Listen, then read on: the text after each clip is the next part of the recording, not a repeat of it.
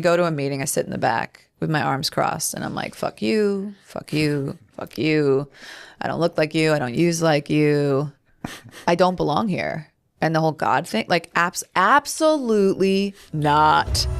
Connect with us on the Emotion Wellness Podcast for a transformative journey of human connection. Witness personal stories, improve your mental health education, and acquire valuable resources for optimizing your well-being.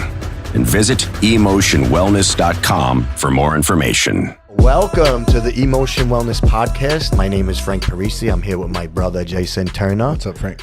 And we have a special guest today, all the way from Los Angeles, California. We have Dr. Samantha Harte, and welcome to the podcast. Hey. So good to be here.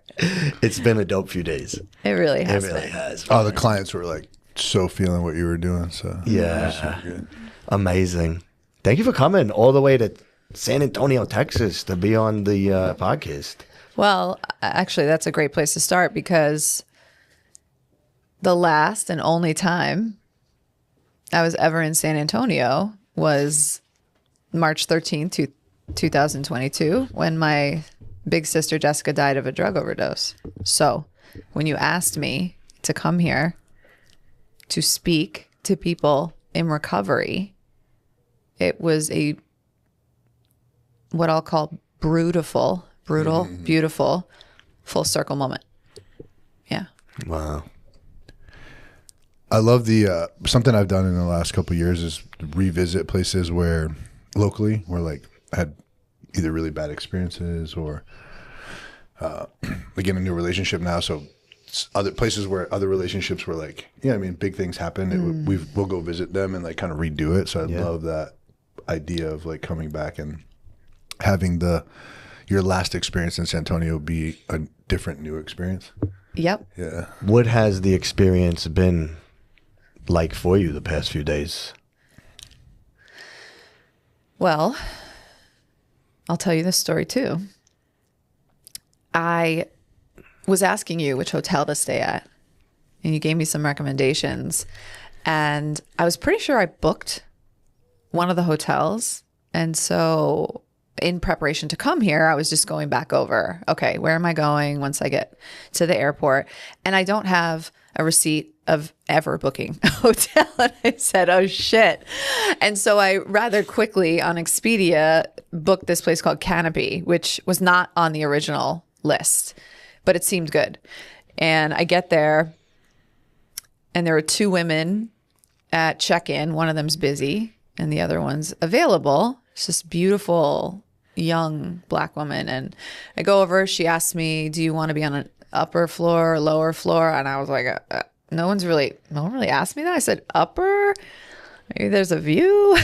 And she ends up giving me the key card, walks me to the elevator, and I'm on floor 13, and her name is Jessica. I told you, my sister Jessica died on March 13th. And so I can't think of this in any other way than synchronistic at this point in my life. Maybe once upon a time I would have said, well, that's a strange coincidence, but there's no such thing as the realm of miracles. But instead I was like, that's fucking amazing. Maybe my sister's here somewhere. I have no idea, right? And I said, I'm gonna have to tell this woman what happened, right? So the next day I go down to the lobby and I say, hey, I'm sorry to bother you. This is kind of weird, but can I say something spiritual? She's like, yeah. So I'm like, hey, so the reason I'm here is to speak to a recovery center. And the only other time I was here was on this day when my big sister with this name passed away. And here you are. And I just wanted you to know. It's pretty amazing. And her face dropped. And she said, that's not weird at all. Can we go for a walk? I went for a walk. She went through this door so we could be in private. I'm really like, what is this woman going to say to me right now? And she said, I can't stop drinking. Wow. I drink all day long. I drink in the mornings and I don't know how to stop. And there's a reason why you're here. So I went upstairs and I got one of the 2 copies of my book that I brought with me to San Antonio, and I wrote her a beautiful message, gave her my contact information. That's how this trip started, Wow. Frank. That was before I even went to your recovery center. So you want to ask me how it went? I mean, do I even need to say anything else? Wow. Unbelievable, right? So epic. How beautiful. It's unbelievable. How do you feel around that? Like how does that, I feel like I'm cracking the code on what I understand about God now more than ever. So the way I was able to see and receive that experience was like being in another dimension. Yeah. And what I want to say to the listener who's like, ugh, is that I was so anti-God. I mean, anti.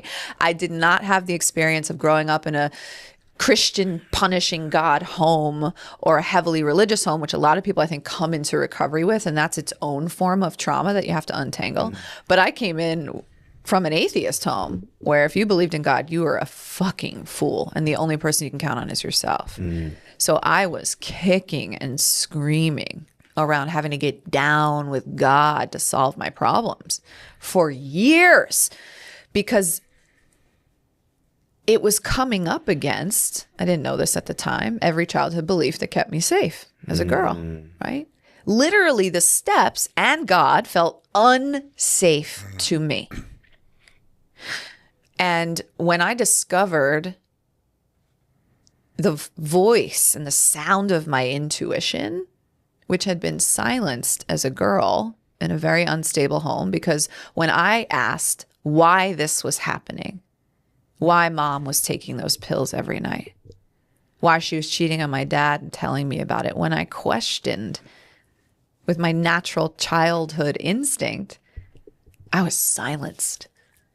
So I hadn't heard the sound of her voice in so long until I did deep healing work. And that, to me, is the whisper of God. So I can say God now. I can say God consciousness now. I can say I believe in the realm of miracles now. But holy shit, the work I've had to do to create a meaning that is so deeply resonant that makes my nervous system feel safe is not something I want to skip over when I just drop that bomb at the beginning of this talk. Because I really want to speak to the people who don't believe there is a such thing. Because I was you. I know you. Wow. You speak in a way that she said something the other night when we were communicating about like not being, I don't know the exact language, I could look it up, but it was like something about not having the professional credentials, right? And here's the interesting part. The guy that's coming here later today is got me started in the field of working with people in clinical spaces and amazing human being. He gave me good advice in my pursuit of what I wanted to do with my life. He said, I would highly recommend you get educated because it'll help you with like business, right? Like I can open up, and this is 20 years ago. But I will say that the most powerful people that I've experienced who now information is so readily available, you get it in a way that I'm not gonna say there aren't professionals out there who have that capacity or that power, but it's very rare. Like most people that I've come across with like credentials to like work with people are stagnant, stale, don't have the vibrant, you say really dope shit. Like you just use that term brutiful, right? Like I haven't heard that before. And so there's this like creativity, but also the passion where I feel like a lot of people who have the letters, that's the missing component. I feel like it's a really powerful juice. So anyway, I was just thinking about that when you were talking right now, like, man, there's no need to ever doubt that deficiency that it is, because it's not, you know what I mean? It's in certain circles, somebody might feel that way, but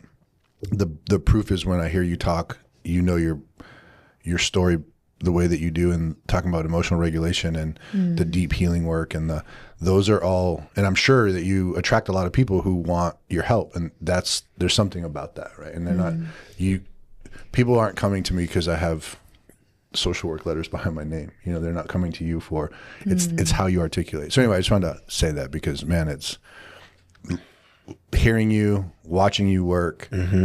It's, I guess I would honestly say when I first got in the field of recovery work, especially with addiction, I used the credentials that I was seeking as like a way to elevate myself. Like I was kind of rude to other people, like, because I saw a lot of bullshit. So I'm like, I was using it to fight those people. But man, I'm like not in a place today at all where I actually lean towards the side of the non-professional people because they seem to be onto something.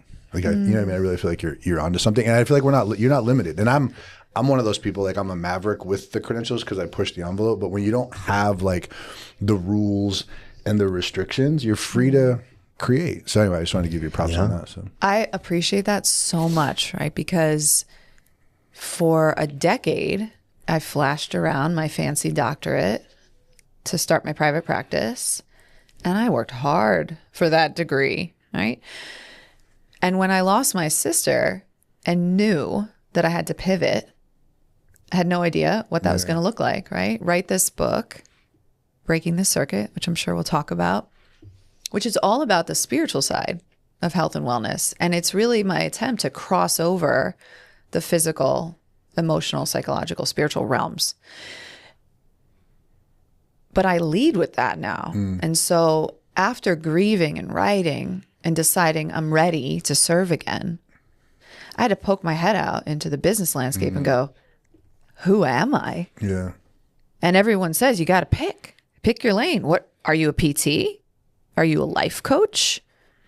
Are you an author? Are you a speaker? Are you a podcaster? What are you? yeah, And there's been a bit of ego and identity collapse in this process because I grew up in a house where get your fucking degree. It's so prestigious. It's so sexy. And no one can take it from you. yeah. Right? So I work my ass off to get my doctorate. And now I'm a coach in a sea of life coaches, many of whom do not have Yeah. the lived soulful experience that I do. And so to step into a place where now actually all of my gifts are my zone of genius, right? And the preferred person that I work with wants to heal and rewire their nervous system, both on a physical and spiritual level at the same time. But to hear someone like you say that, even though I've had to self-validate through this process and go, girl, in the millions of life coaches in the world, nobody has your story. Yeah. And that's the truth. And you know how to articulate it. And you're combining science and soulfulness in a very unique way. Yeah. And that's amazing. And so stand in that. So I've internally validated, which is the most important, but I really appreciate. Oh yeah, we saying still that. need it. I mean, we still need it. I talk a lot about internally supporting self, you know, and we work hard with our patients to not continue the cycle of external validation for the addicted person, but we do need the pats on the backs and because that we're on the right path. It shouldn't be something that curbs our behavior, right? Or has such an impact on us. And here's the things. The last thing I'll say about it is you're in a very unique position. I don't know if you've considered this, but we were just talking a little bit about it. What most people in the mental health field fail to recognize is so much of mental health is physical. It's physiology. Yeah. It's like they're all of us have been stuck in the psychological space, and there's a lot to be said for it. But it's just interesting to me how God orchestrates the path, right? When I look at like Frank's story, now I know yours. I look at mine, like so many things that I did that I thought were mistakes or dumb shit when I was younger, like support my current process, right? Like being built the way that I am, all the tattoos, the physical look, like it helps me get people's attention, you know what I mean? So, and then when they see the softer side, it's like a unique combo, right? So your doctorate in the background of being such a physically educated person now that you're combining the two is absolutely incredible. Amazing. I mean, amazing. Yeah. So I actually think you're more Phenomenal to work with people Yeah. than the average person. Yes. Yes. I love that. And it brings me to sort of the rest of the question you asked me, Frank, about how has it been here? And the dream, there's many, but one of them is to do exactly what I did yesterday. I got to, and it's very strategic, right? Take people through a movement experience that's so fun, that gives them a great workout. Yes, yes, yes. Great music. Drops them into their body, out of their head, teaches them about their biomechanics, their body mechanics, injury prevention, right? How to move for longevity. There's so much finesse to that, but we're also shaking down the energy. A lot of energy in those rooms, right? New people, scary territory. I don't know who I am. Right? Well, you are. We're shaking down the energy and then strategically leading them into a stretch session where I'm really leveling up their knowledge about their body, fine-tuning what they've been taught, dropping into a meditation. Sympathetic to parasympathetic. And now we're calm and we're clear and we have a curated, heart-centered conversation. What you guys let me do is show and share all of my gifts in front of a group of people. That is exactly what I am meant to be doing. It has been the best time here with you guys. Oh, I love that. Yeah. And the clients loved it too. Yeah. Well, so many people out there, Amazing. if you're somebody who works with people and you didn't know this, or you're, I think, or you're someone who works with people and you're a therapist and maybe somebody might say you should know it. You want to make traction with people, you drop them into their body first and then start doing some stuff. Like love the way you put all of that, but at the simplest way to describe it is you drop people into their bodies and then you can get them doing a lot of stuff mentally. Yes. Right? There's a lot happening when I get out of my head and I get into my body. Yes. Yes. And so that's what I saw yesterday. We do a different form, and it was really cool, I think, for our population and our patients to see a different way to present similar concepts. And the one thing I took away that we do, but we don't do it every session, is the down regulation. I think we were talking about that. Like we started adding more like non-sleep deep rest protocols and some stuff. We tend to have people who benefit from gas pedal for, initially, they need that stimulus. So. But yeah, they loved it. It was a really cool process. Let me ask you. So what led you on the path of recovery? On the day that I got accepted into the doctoral program for physical therapy, I called the only other person I knew who partied as hard as I did. And I said, it's time to fucking celebrate. All right. I really lived by the motto, work hard, play hard, in the most toxic way. And so she was about 10 years older than me. And she came over, we called the cocaine dealer.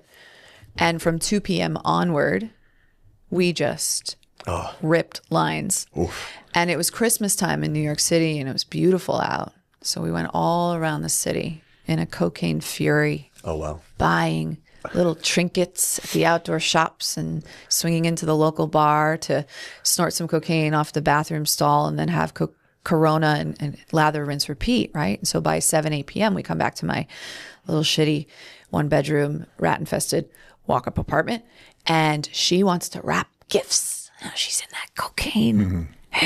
And I start to feel off. Can't put my finger on it, just fuzzy in the head. And I go into the bedroom area, and I remember standing up on the bed to reach the remote because we had this little tiny TV, me and the guy I was dating, up top. And then that's it. And I came to on the floor on my right side with her hovering over me on the phone with 911, trying to tell them where we were, but she barely knew me. I'd only met her one other time. And I realized immediately that something awful had happened and I was not going to be found out and she needed to get the fuck off the phone, right?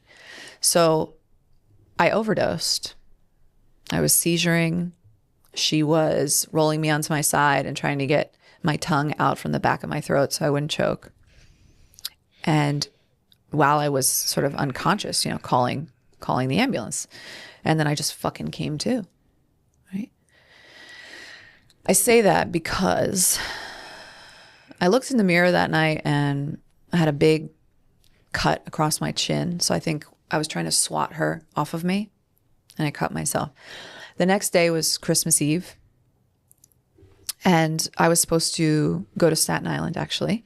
My sister and her then husband and that whole extended family, plus my mom and dad, were all going to be there for Christmas Eve. And I just remember thinking, you have enough makeup to cover up this scratch. And you also have leftover cocaine. So definitely don't throw that out. But I think we have a problem. Right? I get to Staten Island. By the way, when you go on the ferry, newsflash, there are drug sniffing dogs. I didn't know.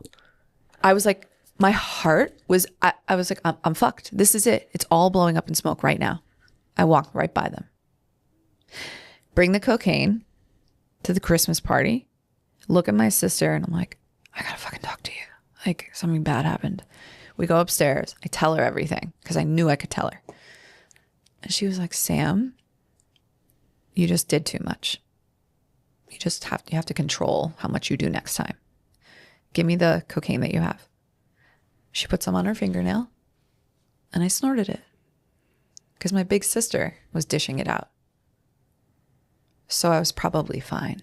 But I called the one guy that I knew was sober. His name was Bobby Spillane. And I was like, I think I have a problem. I don't know. I'm fucking scared. And he's like, come with me to a meeting. Okay. So when I got back to New York City, I go to a meeting. I sit in the back with my arms crossed. And I'm like, fuck you, fuck you, fuck you. I don't look like you. I don't use like you. I don't belong here. And the whole God thing, like absolutely not.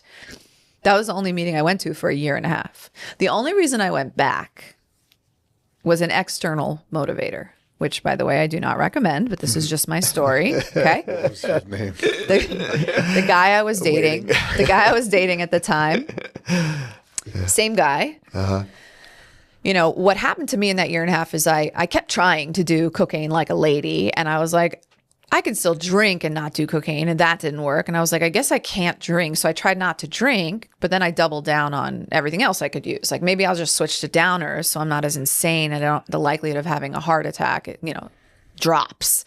And so my dad's role in the family dynamic had been family enabler. And so for as long as I could remember, when my mom was abusing prescription pills and she would run out, the doctor would say, I can't keep giving this to you. My mom was like, well, guess what, Bernie? You're going to fucking go to the doctor and tell him that you have anxiety issues and you're going to get the prescription and you're going to give that shit to me.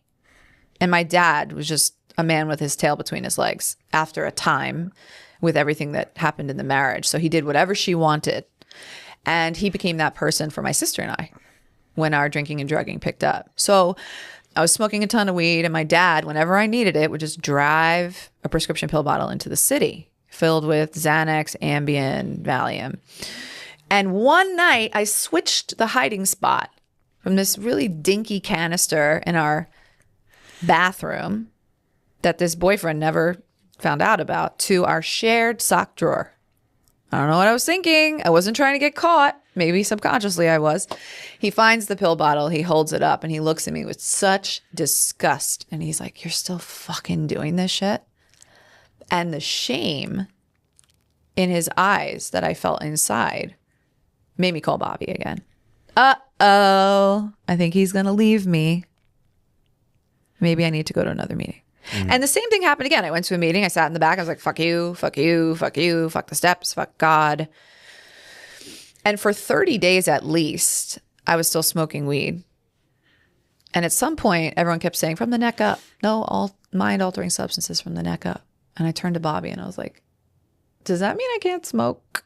He's like, all right, kid, if you really want to do this, let's just pick an arbitrary day as your sober day, and that'll be day one. So we picked February 28th of 2009. That's my sober birthday. I got into the rooms because things external to me were falling away or were being threatened to be taken away. It's a very dangerous reason to go into recovery. And if it were not for my love for Bobby, my trust in Bobby and his recovery and his bright spirit and how patient he was with me, he knew I fucking hated those steps. He's like, oh, it's all right. We'll just do them the best we can. It's all good. He just, where you at, kid? Meet me on 57th and Broadway. Let's go to a meeting. Let's hit a meeting. He was just so incredible. So I just followed him around and we bulldozed our way through the steps. And I never formed a relationship with a power greater than myself. But I hung on to Bobby's faith a little bit. How did you know him? You knew of him, you said. So. Yeah. In my journey to figure out what I was going to do with my life, because what I really wanted to do as a kid was get a record deal, be a big old star. Try pursuing the entertainment industry when you're 19 years old and you have no self-worth and you start battling drug and alcohol addiction. It's not going to work. It's not going to work. So in the pursuit of figuring things out, one of the things I did before I went into grad school was I was personal training.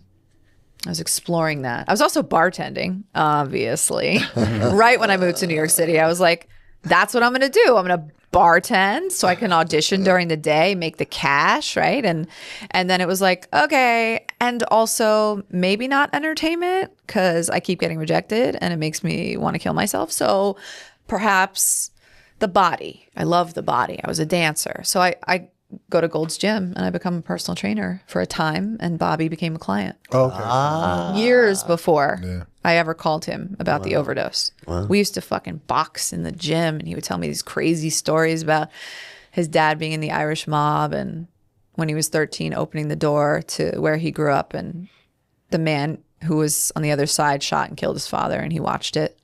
Damn. He just had crazy stories and he was just a beacon of light. I just knew I could call him. And how powerful, right? So many people, and it doesn't happen all the time, but there's those personalities that are like, oh, you're not gonna do the work. Well, call me when you're ready, and like kind of push you out the door, you know. And he didn't have that approach with you, so it's powerful. Amazing. Yeah, that was the beginning. So let me ask you this, because you said like you went through the steps and you didn't have a relationship with God. Like what got you to that place? Well, while I was working with Bobby, I was in graduate school. And at the end of my first year of sobriety, I had a chance, because I was doing very well in school, to go to LA. That same boyfriend, we were still dating, and he was thinking about moving to California. So I thought, if I could do a clinical rotation in LA and just get a feel for it without committing, that's a great first step. So I got this opportunity to go to Cedars-Sinai, which was the hardest clinical internship of my life. My advisor was so hard on me. I literally went home every day and was crying. But Bobby was acting weird before that trip. I couldn't put my finger on it. He was just distant, a little bit despondent, just not like himself, and wasn't as available emotionally. And I said to him, I love you. I don't know what's going on with you. I knew he was kind of upset with his marriage. He was a little unhappy, but that didn't seem like it. And I said, I'm going to get a temporary sponsor out in California. Let's go back to being friends, because I don't want whatever's happening with you to affect that. And then I go to LA and it feels like the whole world opens up. I mean, I start taking dance classes and I'm getting noticed. Everyone's like, who's that girl? And I feel like I can have both of these things in my life. I'm sober, I'm getting my doctorate, but maybe I can do something in entertainment. And I want to tell Bobby about it. And I keep calling Bobby and he's not picking up. I called him for weeks. And finally his wife picked up and said, Bobby relapsed. That's why you haven't heard from him. Maybe you can see him when you go back to New York. It's like a fucking sucker punch to the gut. I was like, this can't be true. I mean, he's mad at his wife. Maybe there's a I don't know. I'm going to see Bobby when I get back, and it's all going to make sense. And I'm answering your question, by the way, but this is part of the answer. Mm-hmm. I meet up with Bobby at a random deli in Midtown Manhattan, and I look him in the eyes. He has big, bright blue eyes, and it was like someone went behind them and just blew the light out. It was so frightening. I didn't know it at the time, but it was eerily familiar to watching my mom get high on prescription pills and the vacancy in her eyes. It was not the first time, and it would not be the last time that I would be in the presence of a ghost, right? Somebody whose body is physically alive, but whose spirit is dead. I couldn't get an answer out of him. Bobby, did you relapse? I don't understand. Just tell me. You're the one person I trust and believe. I'm literally sober because of you. Just help me make sense of this. Sam, I had a shoulder surgery and I got a fucking staph infection and they gave me meds, and Heather is driving me fucking crazy. And as he's saying all, he's looking away and he's not looking at me. And I felt insane because I never got an answer. And I remember he was in a sling from the surgery. My untreated codependent self was like, I'm going to help Bobby. I'm going to go to his apartment and just help him clean his apartment up. So I saw him a couple weeks later, and I was taking his dirty fucking laundry and putting it in his laundry basket. And we were walking, up 8th Avenue to the laundromat. And I felt so uncomfortable. And I just thought, I cannot do this right now. I don't understand anything now about recovery. So I need some space from this. And then 2 weeks later, my sober girlfriend, who had a lot more time than me, called me and she said, where are you right now? And I said, I'm home. Why? She said, don't go anywhere. I'm coming over. Obviously, I was like, what the fuck is happening? She sits on my couch, she puts her hand on my forearm, and she said, Bobby's dead. Bobby jumped out of his 8th-story window. And so you asked me about God. There was no God in that moment. What there was a deep knowing that if addiction killed Bobby, it was fucking coming for me too. And I had just enough time not to want to die, but not enough time and not enough pain to live any other way than by controlling the world around me and the people, places, and things inside of it. So I spent the next 4 years doing just that, perfecting, manipulating, and managing the world around me to feel safe and whole on the inside. Another thing I don't recommend, but that's what I did my entire childhood. It kept me safe. That is still what felt safe. And it wasn't until that guy that caught the pill bottle, who I had cheated on 1,000 times in my active addiction, who ended up proposing to me, marrying me, moving to California with me, until he started pulling away in every way a person can pull away, financially, physically, emotionally, sexually, that I literally came undone. I was brought to the brink of insanity in recovery, fighting and screaming every day, begging him to fucking forgive me, begging him to go to Al-Anon, therapy, do something. Why the fuck did you marry me if you're going to hate me and push me away? Every cell in my body spent all of my energy trying to change his mind. And it didn't work. I remember the day in this house we were renting, I kicked my foot through the drywall and it fucking went straight through and the chips fell. And I was like, if I don't get out of this apartment, I'm going to die. I'm going to die because I'm going to want to relapse.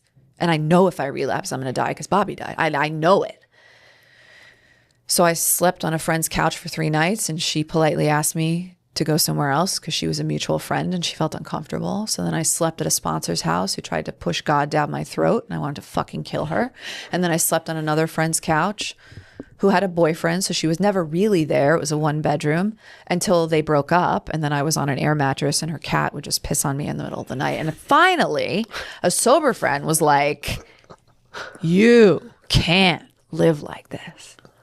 I mean, I remember after that stint on the air mattress, calling my husband. I was in New York City, begging him to come home. That's how little I loved myself. And he said, it doesn't make sense. We're not in a good place. We're not ready. I was kicking and screaming, and my sober girlfriend said, you got to find a place where you can heal. This is unmanageable.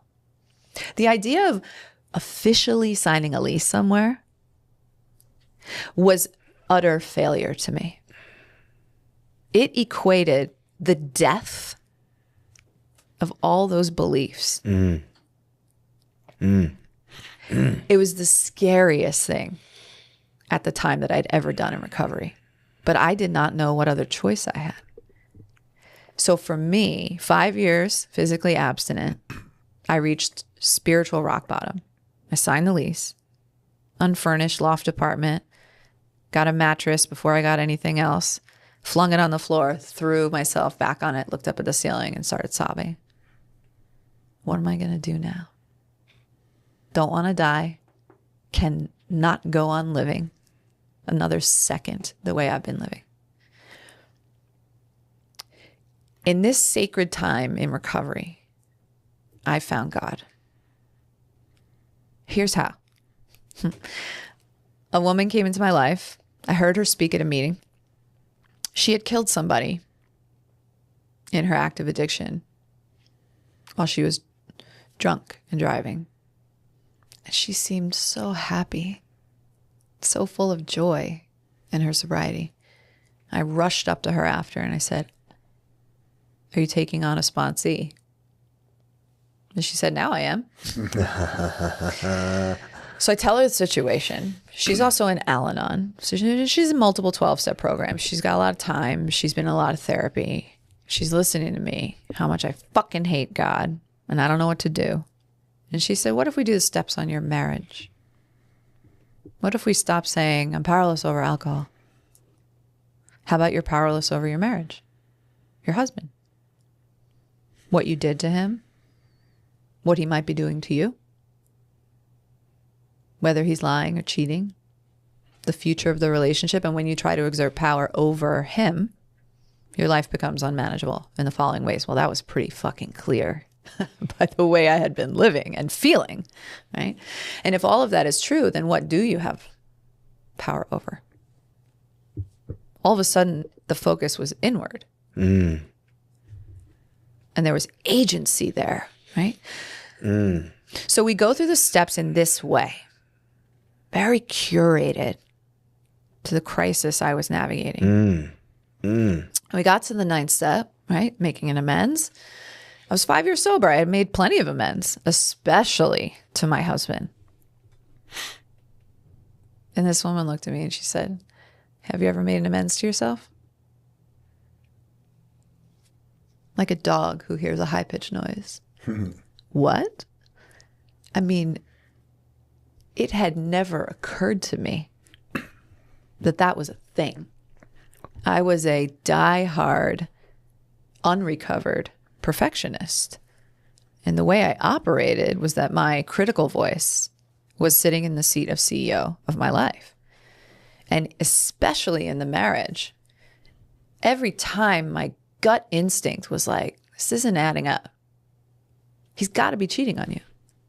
When I would accuse him of that, just tell me the fucking truth. You got to be cheating. None of this makes sense. Why did you marry me?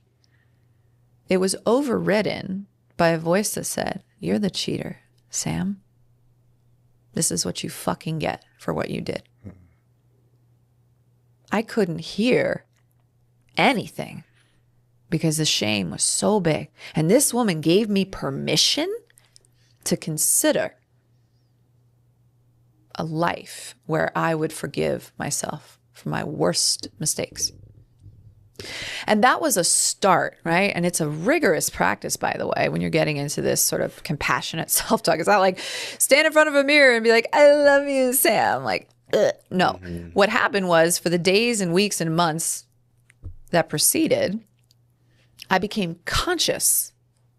You know, pain is a circuit breaker, wakes us up out of a sleeping state, right? And we're paying attention.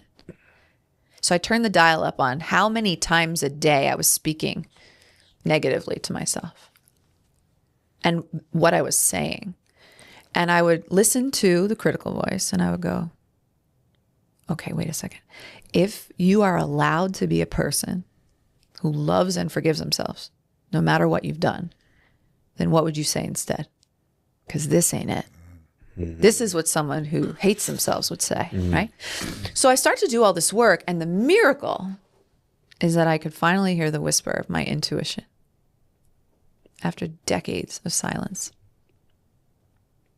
That is what I now call God. Such a long answer, but there's a lot. There's a lot. No, we needed to hear that. Well, to me, what's interesting is, and it's really powerful, is that you found two people to guide you that weren't really the norm. Like it's not common. I'm not gonna say it doesn't happen. It's just not a common practice in that recovery circle to allow a self-amends. It's almost like it gets talked about in a way that like, well, you're the selfish one. Like, what do you mean? You've been taking care of yourself your whole life. You don't get to do that. So the fact that you had a woman who gave you that permission speaks to me from the universe conspiring to bring about your transformation, and that Bobby was gentle enough with you to allow you to just step into it without pushing you, because a lot of the norm is to kind of push, right? Or tell you to fuck off until you're ready. So you had two very unique experiences. That's really interesting to me. What a transformation. What story. So let me ask you this. What led you to write the book?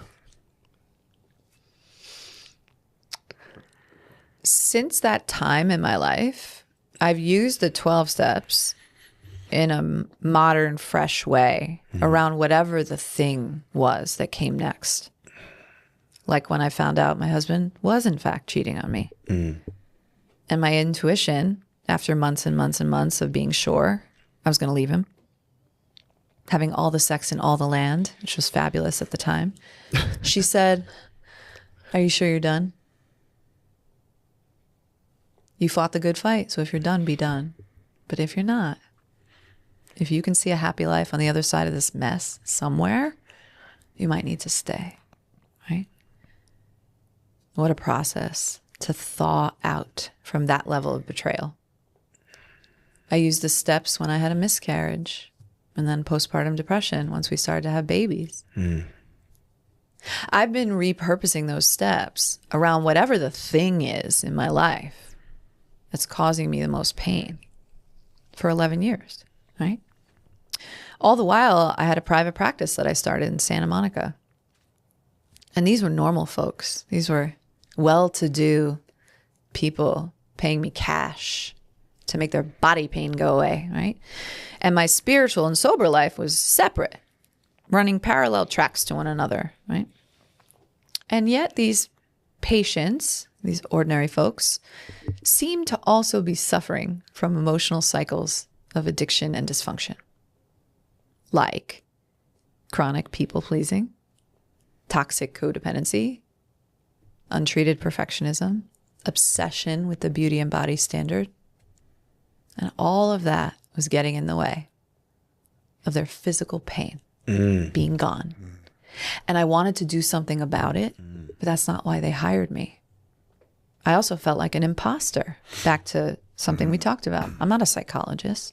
Who the fuck am I to guide them through that? It was like an itch that I couldn't scratch. And then my sister died. Now, I don't remember almost anything from that day. I remember we were in San Antonio, and and Austin during that trip. So we went back to Austin to the airport, which is where I found out that she died. I remember dropping to the floor and heaving and sobbing uncontrollably. I mean, I was wailing in the airport. And that's about it. That's about all I remember from that day. But apparently I turned to my husband on the plane and I said, I'm writing a fucking book. When I set out to write, it was as if that story of losing her was the final story in a sea of stories. That was like, you don't need anybody's permission to write a fucking book anymore. You've lived through enough to share this shit with somebody else and maybe save a life. But then as I got more and more clear and I thought about how I have a doctorate and everything I saw in my clinic, and I said, well, if you want to make the greatest impact, you got to make this prescriptive somehow. So what helped you the most, Sam? Oh, when I worked the steps in a modern and trauma-informed way. That's what saved my life. That's what this is. That's what my message and my mission is. I'm going to be the fucking girl who 12-stepped the world. I love that. So there were a lot of forces leading up to what the book has become. But, you know, it's my humble opinion, personally and professionally, that none of us know what the fuck we're doing here. We don't know what we're doing. And almost no one I've ever met has had a stable enough childhood to feel like they have a spiritual blueprint for how to get through life's hardest things. Have you faced any adversity or pushback from the community itself? Because that tends to be a taboo kind of, you get what I'm saying? Like I do. So I'm just curious about that experience for you. So. Not yet, but as my platform grows, I know that I will. Yeah. And I'm fully prepared. I love it. I'm fully prepared. Yeah. I think it's badass, but I just have seen that in the past. So, yeah. Oh, I know. I mean, You know it's what I'm talking about? there's going to be so much about. I do. She's manipulating the steps for a profit. She's coaching people in sobriety. You should sponsor people for free. Yeah. Who is she to take an ancient manuscript and turn it on its head to monetize? Oh, it's all coming. Yeah. But it's so much bigger than that small-mindedness that I am not scared at all of that. Yeah. That's dope. I love it. That's why we get along so And it's helping transform lives. So who's to judge anything? It is. And most of the people I'm coaching don't have traditional addiction, substance abuse issues. They're stuck in loveless marriages. And guess what's at the root of it? If only I had fucking left 20 years ago. I'm such a fucking idiot. Shame. Untreated shame. Just like my sister. Just like every addict on earth that I've met. And we get to treat that using this fresh template of the steps. That first night at dinner, we talked, when you said that about the shame, I was like, yep, we're linked up. You know, that's when I knew. Because so many people miss it. And I've talked a lot about, like, the number one offender is resentment. I'm like, no, first of all, people lie to themselves. They say they don't need certain things and they stop doing the thing and then they get in trouble. But before that, it's the shame spiral. So I love that. Yeah. Beautiful. So what's next for Samantha Harte, huh? Selling out stadiums. I love it. Truly. I mean, I had no idea that I would want to go on a path of paid public speaker, but I love speaking. And it's funny because, you know, it's one of the things people fear literally the most is public speaking, just the ordinary person. And early in recovery, when, you know, I was in more of an intimate meeting setting where it was a round robin and it was kind of expected that you would share when it was your turn. I was like everybody else. I was self-obsessed, thinking about what I was going to say. My heart was racing. It was like a nightmare experience, right? Why? Well, first of all, I was only thinking about me. I was not thinking about something I say is probably going to help somebody else, right? And I was terribly insecure. I had not built any self-worth whatsoever, right? Meanwhile, now I feel like internally I'm so sturdy and I'm so clear that if I were to speak to 5,000 people, maybe 4,999 don't get anything, but one person will absolutely get something. And that's enough for me. It's literally not about me. So I want to speak on stages. I want to sell out stadiums. I want to coach people back home to themselves. I love it. I love it.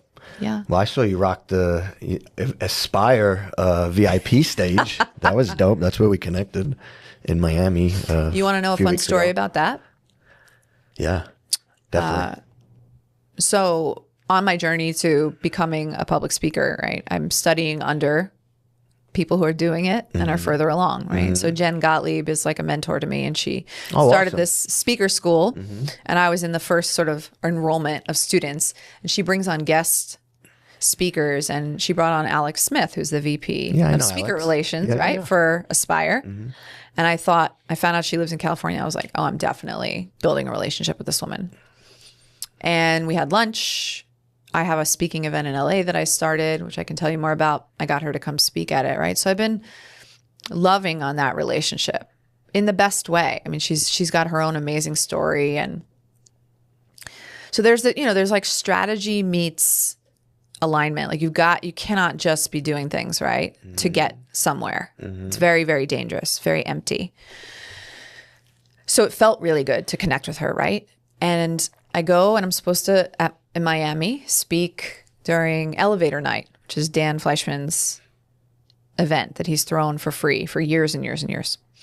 And he was giving me an opportunity to speak on a panel. Turns out I was on the last panel. The event ran so far over that his event organizer and friend, Shannon, of many years said, do you still want to speak? Like the audience started with hundreds of people and it was so thinned out. I mean, there couldn't have been more than 30 people sitting anymore. And everyone was tired. It was 4 hours of a lot of information, right?